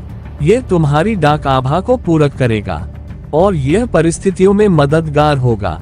अल्पविराम, अल्पविराम, अल्पविराम। मैं तुम्हें स्वर्गीय खजाना शिल्पकला के बारे में सिखाऊंगा। इसके साथ आप अपने पुराने खजाने को उन्नत कर सकते हैं और यहाँ तक कि नए भी बना सकते हैं, बशर्ते आपके पास पर्याप्त सामग्री हो। ये कुछ ऐसा है जो मेरे पिता ने मुझे सिखाया था और यह मेरे लिए बहुत कीमती है। ये पहली बार है जब मैं इसे किसी को सिखा रहा हूँ, इसलिए मुझे निराश मत करना। अल्पविराम, अल्पविराम, अल्पविराम। मैं कोई विशेषज्ञ नहीं था। यही एकमात्र क्षेत्र था जिसमें मेरी कमी थी। हालांकि इस जेल में मेरी मुलाकात एक महान कीमियागर से हुई। उनके व्यवहारिक ज्ञान के सामने महानतम कीमियागर भी कुछ नहीं थे। उनकी संगति ने मुझे बहुत कुछ सिखाया। इसके अलावा उन्होंने अपनी विरासत भी छोड़ी। ये वह किताब है जो उन्होंने मेरे आग्रह पर लिखी थी। इसे रोजाना सोने से पहले पढ़ें। सभी जड़ी बूटियों और तकनीकी बातों की समझ हासिल करें। उसके बाद मैं आपको असली मिश्रण के बारे में सिखाऊंगा। अल्पविराम, अल्पविराम, अल्पविराम। समय धीरे धीरे बीतता गया। बूढ़े व्यक्ति ने पहले से सिखाए गए कौशल सीखने के बाद दक्ष को नई चीजें सिखाई। दिन महीनों में बदल गए और महीने सालों में, बिना ये जाने कि दक्ष ने इस जगह पर लगभग 100 साल बिता दिए हैं। वह लगभग बाहरी दुनिया के बारे में भूल ही गया था। इस जगह पर 100 साल से पहले 30 साल का जीवन क्या था। उसने अपना सर्वश्रेष्ठ कमाने के लिए अपना सब कुछ झोंक दिया। आखिरकार ये पहली बार था जब उसे एक योग्य गुरु मिला था। वह इस अवसर को खोने वाला नहीं था। हालांकि तभी ऐसा हुआ, उसकी अंगूठी चमकने लगी और दक्ष को अचानक अंदर खींच लिया गया। अल्पविराम। दक्ष को अचानक अंदर खींच लिया गया और वह प्रशिक्षण मैदान से गायब हो गया। दक्ष को गायब देखकर बूढ़ा आदमी हैरान हो गया। वह समझ नहीं पाया कि दक्ष कहाँ चला गया। उसे आश्चर्य हुआ कि क्या वह प्रशिक्षण से थक जाने के कारण ही भाग गया, लेकिन ऐसा होना भी असंभव था। वह ऐसा व्यक्ति नहीं दिख रहा था जो भागने के लिए आदेश को तोड़ सकता था। इसके अलावा अगर वह भागना भी चाहता तो भी बूढ़े आदमी को यकीन था कि उसे पता चल जाएगा। वह आदमी मुख्य कमरे में ही उतरता जहां से वह अंदर आया था, भले ही वह बाहर निकल गया हो। हालांकि वह वहां भी नहीं था, कुछ अलग था। उसने उस जगह पर एक विघटनकारी स्थानिक ऊर्जा भी महसूस की थी जो उसने पहले कभी महसूस नहीं की थी। यह एक अराजक ऊर्जा थी जो विनाशकारी होते हुए भी शांत लग रही थी। इसके अलावा स्थानिक गड़बड़ी के बीच छिपी किसी अजीब शक्ति का संकेत था जो कमजोर नहीं लग रही थी। आखिर हुआ क्या था? वह उलझन में पड़ गया। दक्ष भी उतना ही भ्रमित था जब उसने उसे एक अंधेरे कमरे में खड़ा पाया। इस कमरे में 4 दरवाजों के अलावा कुछ भी नहीं था, जो कमरे के दोनों ओर एक एक थे। ये जगह, क्या ये फिर से नकली ब्लडलाइन मंदिर है? क्या यह मेरे अगले परीक्षण का समय है? दक्ष ने भौहें सिकुड़ते हुए कहा। उसने पहले भी ऐसी चीजें देखी थी, खास तौर पर पिछले ब्लडलाइन ट्रायल में। तब भी उसे दरवाजों का विकल्प दिया गया था। उस समय उसे जो बताया गया था उसके अनुसार हर दरवाजे के पीछे एक अलग तरह का ट्रायल था। चारों दरवाजों को देखते हुए वह अपने सिर के पिछले हिस्से को खुजलाने लगा। अब जब मैं यहाँ आ गया हूँ तो मैं बिना किसी को साफ किए वापस नहीं जा सकता। यह एक गड़बड़ है। जैसे ही मैंने सोचा कि मैं अपनी साधना और अपने रक्त वंश के बीच की दौड़ में अग्रणी शुरुआत कर सकता हूँ। कौन जानता था कि यह इतना गड़बड़ होने वाला था? अल्पविराम। इसके अलावा इस बार मेरा मार्गदर्शन कौन करेगा? मैंने पहले ही जुन को बाहर निकाल दिया है। मुझे कैसे पता चलेगा कि मेरा परीक्षण क्या है? मुझे आश्चर्य है कि क्या मुझे इस बारे में पहले सोचना चाहिए था। कमरे में खड़ा होकर वह इधर उधर घूम रहा था, सोच रहा था कि वह ट्रायल कैसे पूरा करेगा। उसने अभी तक कमरे में प्रवेश भी नहीं किया था, लेकिन वह पहले से ही बहुत खोया हुआ था। चारों दरवाजे एक जैसे दिखते हैं और उसे दिशा का कोई बोध नहीं था। यहाँ तक कि उसे ये भी नहीं पता था कि कौन से दरवाजे उत्तर में हैं और कौन से दक्षिण में। मैं उसे चुनूंगा, उसने कहा। अंततः जो भी दरवाजा उसके सामने था उसे चुन लिया। किसी भी दरवाजे में कोई अंतर नहीं था। उसके लिए ये सब किस्मत पर निर्भर था। वह लाभ पाने के लिए जुन के हाव भाव का परीक्षण भी नहीं कर सकता था। दक्ष विमान के दरवाजे के करीब गया और उसे धक्का देकर खोल दिया। दरवाजा खुला तो बाहर एक खूबसूरत हरा भरा जंगल दिखाई दिया। जंगल के बीच में एक छोटा सा सुनहरा बक्सा भी पड़ा था। वह पीछे मुड़ा, ये सोचते हुए कि क्या वह दूसरे दरवाजों के पीछे भी देख सकता है। जब उसने पीछे देखा तो उसे कुछ नहीं मिला। वहां कोई दरवाजा नहीं था, पीछे सिर्फ समतल दीवारें थीं। लगता है वापस जाने का कोई रास्ता नहीं है। वह एक कदम आगे बढ़ा और जंगल में प्रवेश कर गया। जैसे ही दक्ष ने जंगल में पैर रखा, वह रुक गया। मुझे अनुमान लगाने दो, वह दरवाजा भी गायब हो गया। अब तक उसे ऐसी चीजों के बारे में पहले से ही अंदाजा हो चुका था। वह पीछे मुड़ा और हंसने लगा। मैं सही था। NOWELLBEIN.CO। उसके पीछे जंगल के अलावा कुछ भी नहीं था। कमरे के साथ दरवाजा भी गायब हो गया था। वह सामने रखे छोटे सुनहरे बक्से की ओर बढ़ा और सोचने लगा कि क्या इसमें कुछ सुराग है कि उसे क्या करना है। छोटे सुनहरे बक्से में एक साफ परावर्तक सतह थी जिसका उपयोग दक्ष ने दर्पण के रूप में किया, क्योंकि उसे आश्चर्य हो रहा था कि क्या उसे फिर से किसी और के शरीर में भेजा जाएगा, जैसे कि उसे पिछले परीक्षण में भेजा गया था। अल्पविराम। अच्छा, ऐसा लगता है कि मंदिर द्वारा बनाया गया शरीर मेरे जैसा ही है। ये बेहतर है। मुझे समायोजन करने की आवश्यकता नहीं है। साधना भी वैसी ही लगती है। यदि यह संसार एक नश्वर संसार है तो मुझे परीक्षण पूरा करने में कोई कठिनाई नहीं होनी चाहिए। अधिकांश समय जब उसे ट्रायल वर्ल्ड के लिए बुलाया जाता था तो वह सिर्फ उसकी चेतना होती थी और दुनिया में शरीर ब्लडलाइन मंदिर द्वारा बनाया गया था।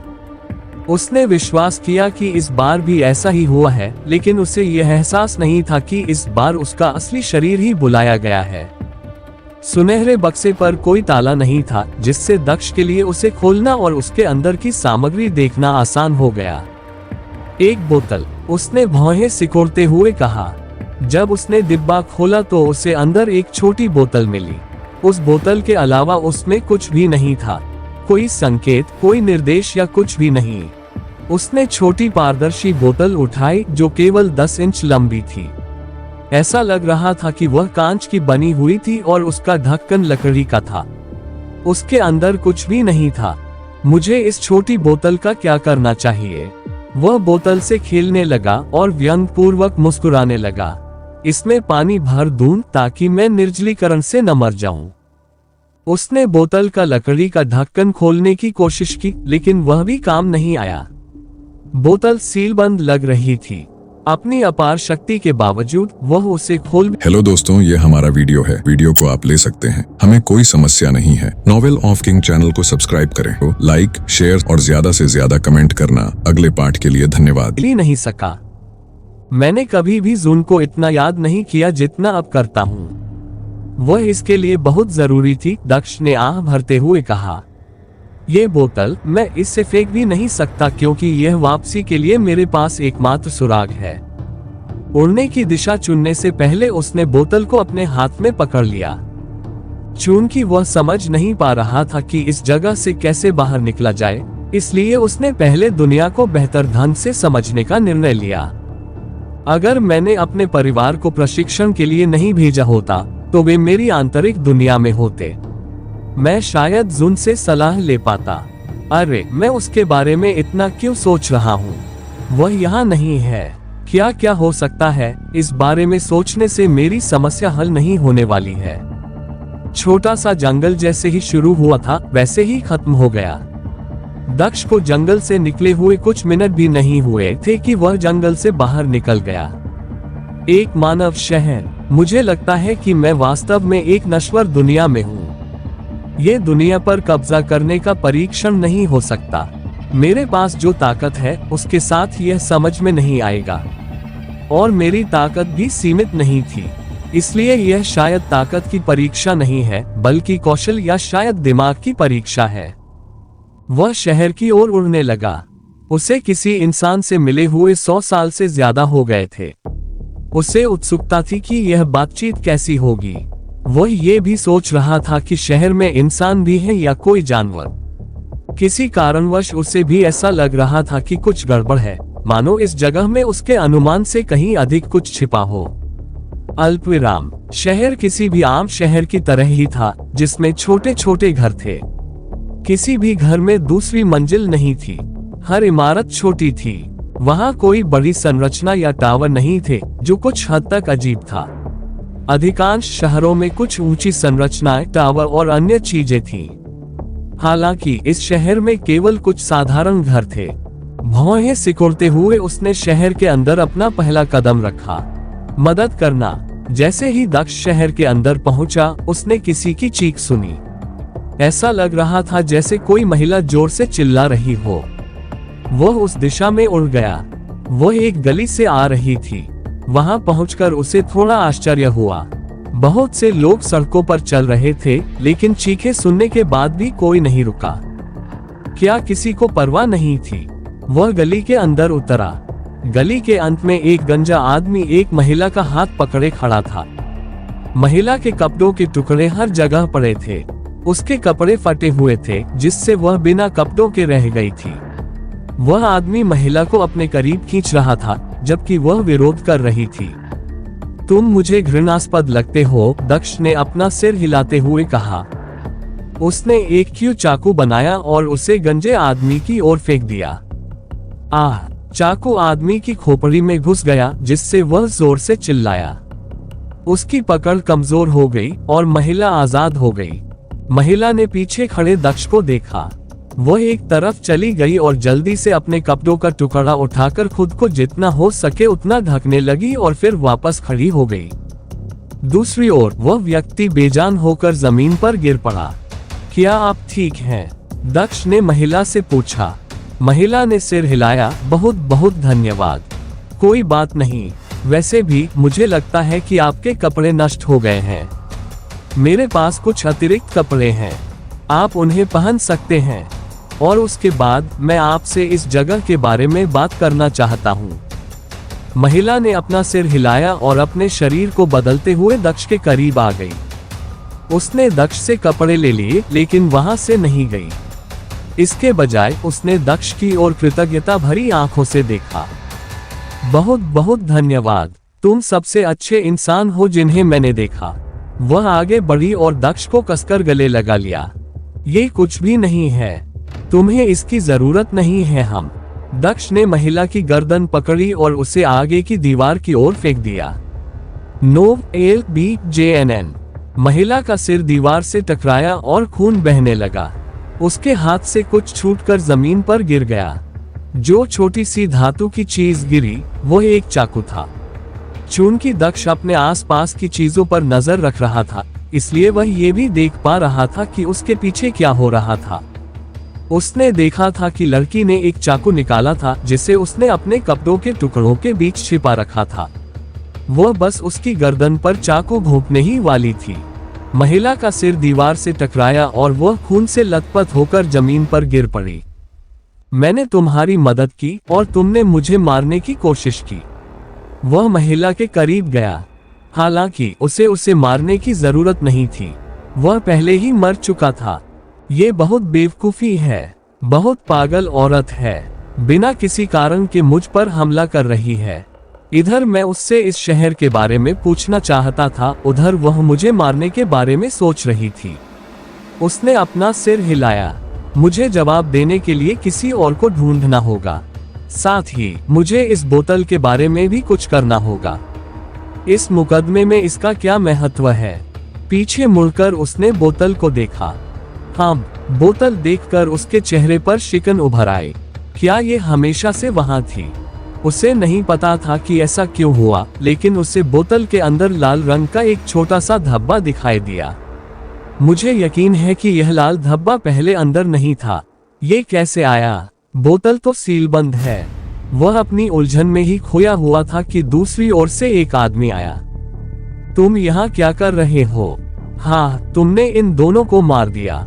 हे भगवान, क्या तुम्हें पता है कि तुमने क्या किया? तुम तो मर ही जाओगे भाई। मुझे तुमसे कोई लेना देना नहीं है। किसी को मत बताना कि मैं यहाँ था। हाँ, दक्ष ने पीछे मुड़कर देखा। जब उसने देखा कि वह आदमी पीछे मुड़ा है। रुको, तुम क्या बात कर रहे हो? सचमुच? भाई, मुझे मत बताओ कि तुम सच में नहीं जानते। अरे, मैं क्या कर रहा हूँ? अगर कोई मुझे देख लेगा तो मैं भी मुसीबत में पड़ जाऊंगा। तुम्हें कुछ नहीं होगा, बस मुझे बताओ कि मामला क्या है। नहीं, इसमें बहुत जोखिम है। जब तक आप मुझे कुछ ऐसा नहीं दे सकते जिससे यह मेरे लिए लाभदायक हो जाए, तब तक यह इसके लायक नहीं है, छोटे आदमी ने जवाब दिया। तुम्हें कुछ दूं? दक्ष ने भौहें सिकोड़ते हुए पूछा। क्या होगा अगर मैं तुम्हें तुम्हारी अपनी जान दे दूं? क्या मतलब है तुम्हारा? आदमी ने पूछा। दक्ष का चेहरा उस आदमी के सामने आते ही चमक उठा। मेरा मतलब यह है कि अगर तुमने मुझे सच नहीं बताया तो मैं तुम्हें मार डालूंगा। बताओ कि यह सब किस बारे में है। उन्होंने उस आदमी की गर्दन पर विशुद्ध रूप से ऊर्जा से बनी एक तलवार भी रख दी। तुम मुझे नहीं मारोगे। अगर तुम ऐसा करोगे तो तुम निश्चित रूप से मर जाओगे। कोई भी तुम्हें कुछ नहीं बता पाएगा। अगर तुम सच में चाहते हो कि मैं तुम्हारी मदद करूं, तो मुझे कुछ ऐसा बताओ जिससे यह मेरे लिए सार्थक हो। क्या तुम सच में उस सिद्धांत का परीक्षण करना चाहते हो? मेरा मतलब है, मैं पहले ही 2 लोगों को मार चुका हूं। मुझे नहीं लगता कि 3 का उस स्तर पर प्रभाव होगा जिस स्तर पर 2 का नहीं होगा, दक्ष ने मुस्कुराते हुए कहा। आदमी दंग रह गया। तो क्या तुम पहले मुझे जवाब दोगे या मुझे तुम्हें मार देना चाहिए और किसी और से पूछना चाहिए? दक्ष ने पूछा। हकलाना बंद करो और मुझे जवाब दो। ये कौन सी जगह है और तुम किस बारे में बात कर रहे थे? हम यहाँ बात नहीं कर सकते। चलो, हम शवों से जितनी जल्दी हो सके दूर चले जाएं, इससे पहले कि कोई हमें देख ले। मेरे साथ आओ। आदमी ने आखिरकार हार मान ली। वह दक्ष को सड़क पर ले जाने लगा। दक्ष जब सड़क पर चल रहा था तो उसने कई चीजें देखी। कुछ लोग दुकानों को लूट रहे थे। दूसरी जगह एक बूढ़े आदमी को सड़क पर पीटा जा रहा था। एक महिला ने दूसरी महिला का पर्स चुराया और भाग गई। वहीं एक अन्य व्यक्ति एक बच्चे से अपने जूते धुलवाता हुआ दिखाई दिया। ये जगह कानून विहीन है, दक्ष ने बड़बड़ाया। अराजक, तुम्हारा क्या मतलब है? ये बहुत सामान्य है, आदमी ने दक्ष को उत्तर दिया। साधारण, तुम्हारा मतलब ये सब है? दक्ष ने पूछा। लूटना, पीटना, लोगों को मजबूर करना, ये सब तो ठीक है, लेकिन मेरा उन्हें मारना बड़ी बात है। अरे, तुम अपना मुंह बंद क्यों नहीं रखते? तुमने जो किया वो सबको मत बताना। तुम मुझे भी मुसीबत में डाल दोगे। आदमी ने चिल्लाते हुए दक्ष को अपना मुंह बंद रखने को कहा। इसके अलावा किसी की आंखों में मत देखो, सिर्फ मुझ पर ध्यान दो, नहीं तो तुम बड़ी मुसीबत में पड़ जाओगे। मुसीबत? दक्ष ने अपना सिर हिलाते हुए कहा। ये लोग उसके लिए कोई परेशानी नहीं थे, उनमें से ज्यादातर के पास साधना भी नहीं थी। कम से कम उसे ऐसे लोगों से परेशानी की चिंता तो नहीं करनी पड़ी। इसके बावजूद उसने उस आदमी की सलाह सुनी और उनकी तरफ नहीं देखा। इसके बजाय उसने अपने आध्यात्मिक ज्ञान का इस्तेमाल करके अपने आसपास के माहौल पर नजर रखी। जितना ज्यादा वह चलता गया उतना ज्यादा उसने ऐसी चीजें होते हुए देखी। यहाँ नैतिकता बिल्कुल नहीं थी, कोई भी कुछ भी कर सकता था। कुछ जगहों पर महिलाओं का एक समूह कुछ पुरुषों को पीट रहा था जो विरोध नहीं कर रहे थे। उनमें से एक महिला ने अंत में एक आदमी को चाकू भी मार दिया। तुम्हारा नाम क्या है? आदमी ने दक्ष से पूछा। दक्ष ने जवाब दिया, मैं तुम्हें किस तरह संबोधित करूं? मुझे एरिन कहो, आदमी ने जवाब दिया। वह दक्ष को अपने साथ ले जाता रहा और आखिरकार एक दूसरी गली में प्रवेश कर गया। इस बार गली कोई बंद गली नहीं थी। गली के दूसरे छोर पर एक दरवाजा था जो बंद था। एरिन दरवाजे पर पहुंचा और उसने ठीक 5 बार दरवाजा खटखटाया। दूसरी तरफ से 3 बार दस्तक हुई। एरिन ने फिर 3 बार दस्तक दी। टैप। दरवाजे के दूसरे छोर से धातु जैसी आवाज आई। दरवाजा बंद हो गया। अल्पविराम, अंदर जाओ, मैं एक बार फिर जाकर देखूंगा कि कोई हमारा पीछा तो नहीं कर रहा। कोई बात नहीं, मैं इंतजार करूंगा, दक्ष ने नहीं कहते हुए जवाब दिया। बकवास है, समय बर्बाद मत करो, अंदर जाओ और मेरे दोस्तों से मिलो। वे पहले से ही जानते हैं कि मैं तुम्हें लेकर आया हूं क्योंकि पासवर्ड सिर्फ मुझे ही पता है। तुम अंदर सुरक्षित रहोगे, एरिन ने तीखी प्रतिक्रिया दी। जो भी हो, मैं अंदर जाऊंगा, दक्ष ने बिना बहस किए आलस से कहा। वह एक कदम आगे बढ़ा और दरवाजा खोलकर अंदर चला गया। जैसे ही दक्ष अंदर आया, उसने अपने चारों ओर एक अवरोध खड़ा कर दिया जो पूरी तरह से क्यूई से बना था। टक, सैकड़ों तीर बाधा से टकराकर जमीन पर गिर पड़े। वास्तव में यह कोई बुरी योजना नहीं है, लेकिन तुमने गलत लक्ष्य चुना है। दक्ष ने जम्हाई ली जैसे वह ऊब गया हो। चूंकि वह पहले से ही अपनी दिव्य इंद्री का उपयोग कर रहा था, इसलिए वह दरवाजे के आर पार भी देख पा रहा था। दरवाजे के आर पार उसने देखा कि दूसरी तरफ के लोग एरिन से संकेत पाकर हमला करने की तैयारी कर रहे थे। एरिन द्वारा उसे मरवाना एक उचित योजना थी, बस निशाना गलत था। मुझे लगता है कि ये दुनिया ऐसी ही है, यहाँ अच्छे लोग नहीं हैं, ये कानूनविहीन लोगों की भूमि है। मैं दयालुता से जवाब की उम्मीद नहीं कर सकता, मुझे भी कानूनविहीन बनना होगा, दक्ष ने मुस्कुराते हुए कहा। तो ऐसा ही हो। उसने अपनी क्यूई तलवार को अपने भंडारण रिंग से बाहर निकाला। NOWELLBEJAN.com। अल्पविराम। तलवार को लक्ष्य तक पहुंचने के लिए किसी दिशा निर्देश की जरूरत नहीं थी।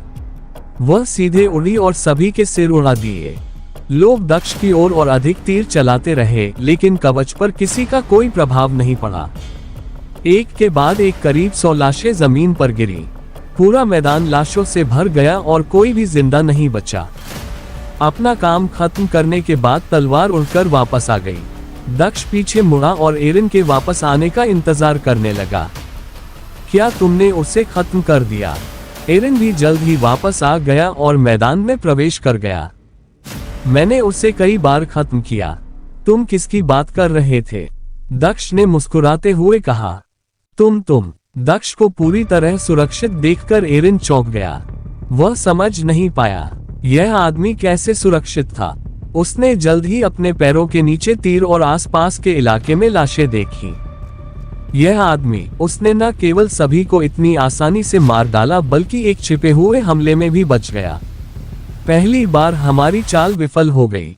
ऐसा लगता है कि वह ऐसा व्यक्ति नहीं है जिसे इतनी आसानी से मारा जा सके। वह काफी ताकतवर है। अगर मैं उसके साथ एक गिरोह बनाऊं, तो मैं अपने दोस्त से पूछ रहा था कि क्या उन्होंने तुम्हें इस दुनिया के बारे में बताना समाप्त कर दिया है। लेकिन यहाँ क्या हुआ? ये तीर, वो शव, मुझे मत बताओ कि उन मूर्खों ने तुम पर हमला किया। वे शायद मेरा संकेत नहीं समझ पाए, एरिन ने खुद को इस योजना से बाहर निकालते हुए कहा। शायद वे मेरा संकेत नहीं समझ पाए। मुझे सीधे आपके साथ आना चाहिए था। मैं जिम्मेदारी लेता हूँ। कृपया मुझे माफ करें, उन्होंने आगे कहा। ओह ठीक है, आप बैठ जाए। यहाँ कोई हमें परेशान नहीं करेगा। मैं यहाँ आपको इस शहर के बारे में सुरक्षित रूप से बता सकता हूँ। एरिन ने अपने पीछे के दरवाजे बंद कर लिए और मैदान के अंत में एक छोटे से घर की ओर इशारा किया। तो यह एक गलतफहमी थी। मुझे ऐसा लग रहा था कि यह कुछ ऐसा ही था। ऐसा कोई तरीका नहीं है जिससे तुम मुझे मारने की कोशिश करो, दक्ष ने अनजान बनते हुए कहा। वह एरिन के पीछे पीछे घर तक गया। अल्पविराम। दरवाजे पर पहुंचकर एरिन ने अपनी चाबियां निकाली। यह मेरा घर है, यहीं मैं रहता हूँ, और अगर तुम चाहो तो यहीं रह सकते हो। उसने ताला खोला और घर में प्रवेश किया। अंदर से घर एक बहुत ही साधारण घर जैसा था।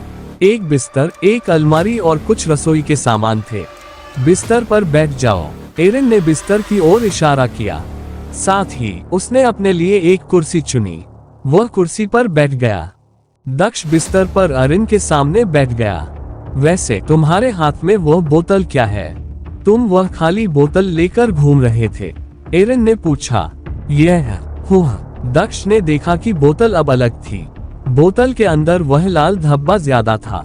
यह इतना बड़ा नहीं था, लेकिन फिर भी यह उसके जैसे किसी व्यक्ति को साफ दिखाई दे रहा था। ये लाल चीज फिर से बढ़ गई। क्या हो रहा है? क्या बोतल ऐसी चीज है जो अपने आप भर जाती है, या ऐसा इसलिए है क्योंकि मैंने कुछ किया? चलने और मारने के अलावा मैंने कुछ नहीं किया। रुको, मारना तो यही है। उसे लग रहा था कि वह बोतल को समझने के करीब पहुंच गया है। जब उसने लोगों के पहले समूह को मारा था तो ये लाल चीज सबसे पहले दिखाई दी थी। अब जब उसने और लोगों को मारा तो ये फिर से दिखाई दी। इस बात की अच्छी संभावना थी कि यह ट्रिगर था। मुकदमे में प्रवेश करते समय मुझे केवल ये बोतल मिली, और जब मैं हत्या करता हूँ तो ये भर जाती है। क्या इस मुकदमे का उद्देश्य बोतल को पूरी तरह से भरना है, लोगों को मारकर? अगर ऐसा है तो ये किस तरह का मुकदमा होगा? मुझे इस सिद्धांत का परीक्षण करना है। वह खड़ा हो गया। कौन सा सिद्धांत? एरिन ने भी खड़े होकर पूछा। मैं अभी वापस आऊंगा, यहीं रहो। उसने दरवाजा खोला और घर से बाहर निकल गया। वह आसमान में बहुत ऊपर उड़ गया और अपने सबसे करीब के व्यक्ति को ढूंढने लगा। उसने अपनी उंगलियां चटकाईं और उस व्यक्ति के पीछे चला गया। उसने अपना हाथ उस व्यक्ति की छाती में घोंप दिया और उसका दिल निकाल लिया। आदमी को मारने के बाद उसने बोतल की ओर देखा।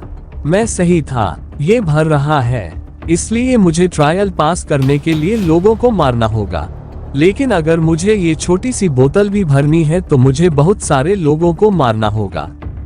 हर बार मारने से मुझे अंदर सिर्फ एक छोटा सा कण मिलता है। फिर भी मैं कुछ नहीं कर सकता।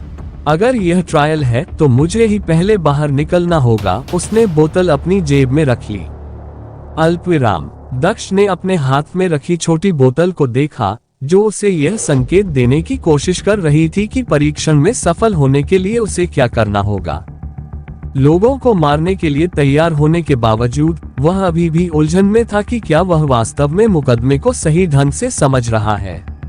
अगर वह गलत होता तो वह लाखों लोगों को बिना किसी कारण के मार देता। उसने गहरी सांस ली, सिर हिलाया और फिर पीछे मुड़ा। वह पहले इस दुनिया के बारे में और जानना चाहता था। अगर ये दुनिया वैसी ही कमजोर थी जैसी उसने देखी थी तो इस परीक्षण का कोई मतलब नहीं था, और हो सकता है कि इसमें कुछ और भी हो। हालांकि अगर कोई चुनौती थी तो वह निश्चिंत हो सकता था कि वह सही रास्ते पर है। वह वापस उस छोटे से घर की ओर उड़ गया जहां एरिन उसका इंतजार कर रही थी।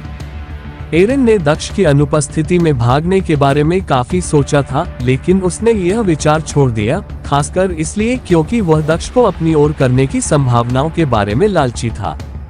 छोटे से घर का दरवाजा खुला और दक्ष अंदर आया। मैं वापस आ गया हूँ, आप बोलना शुरू कर सकते हैं। क्या किसी ने तुम्हारा पीछा किया था? अरिन ने पूछा। मेरे पीछे कौन आएगा? दक्ष ने भौहें सिकोड़ते हुए पूछा। यह थोड़ा आश्चर्यजनक था कि यह आदमी इतना डरा हुआ कैसे था। जब उसने दक्ष को लोगों को मारते देखा तो वह डर गया। ये देखकर दक्ष ने सोचा था कि वह अधिकारियों से डर गया है जो उसे हत्याओं से जोड़ रहे हैं, लेकिन दक्ष ने शहर में अराजकता को देखने के बाद ये धारणा बहुत पहले ही खत्म कर दी थी। अल्पविराम। इसके अलावा उस आदमी ने खुद ही दक्ष को मौत के मुंह में ले जाने की कोशिश की थी। ये स्पष्ट था कि वह मौत से उतना नहीं डरता था जितना वह दावा करता था, इसलिए उसका डर थोड़ा अजीब था। मेरे पीछे कोई नहीं आया, अब बोलना शुरू करो, दक्ष ने बिस्तर पर बैठते हुए जवाब दिया। ये शहर कौन सा है? तो आप वाकई शहर में नए हैं। असल में ये शहर भी नहीं है, यह एक छोटा सा शहर है, संभवतः पापों के महाद्वीप का सबसे छोटा शहर। पापों का महाद्वीप, हम इसे यही कहते हैं। यह एक ऐसी जगह है जहां आप जो चाहे कर सकते हैं। एक ऐसी जगह जहां आप कोई भी अपराध कर सकते हैं, बशर्ते आपके पास ताकत और अधिकार हो। आपको महिलाएं पसंद हैं, उन्हें ले लो। आपको पैसा पसंद है, लोगों को लूटो। आपको खजाना पसंद है, उन्हें चुराओ। आपको कुछ लोगों से नफरत है, उन्हें बीच सड़क पर पीट दो, एरिन ने समझाया। क्या चाल है? दक्ष ने पूछा। पकड़ना। मेरा मतलब है, ऐसी कौन सी बात है जिसके बारे में तुम मुझे नहीं बता रहे हो? अगर सारे अपराध ठीक हैं, तो जब तुमने मुझे हत्या करते देखा तो तुम क्यों डर गए थे? दक्ष ने पूछा। तुमने कहा था कि अगर किसी ने मुझे देख लिया तो मैं मुसीबत में पड़ जाऊंगा। क्यों? वह, मैं तो बस झांसा दे रहा था। उद्धरण चिन्ह अल्पविराम अल्पविराम अल्पविराम प्रश्नवाचक चिन्ह उद्धरण चिन्ह। दक्ष ने शैतानी मुस्कान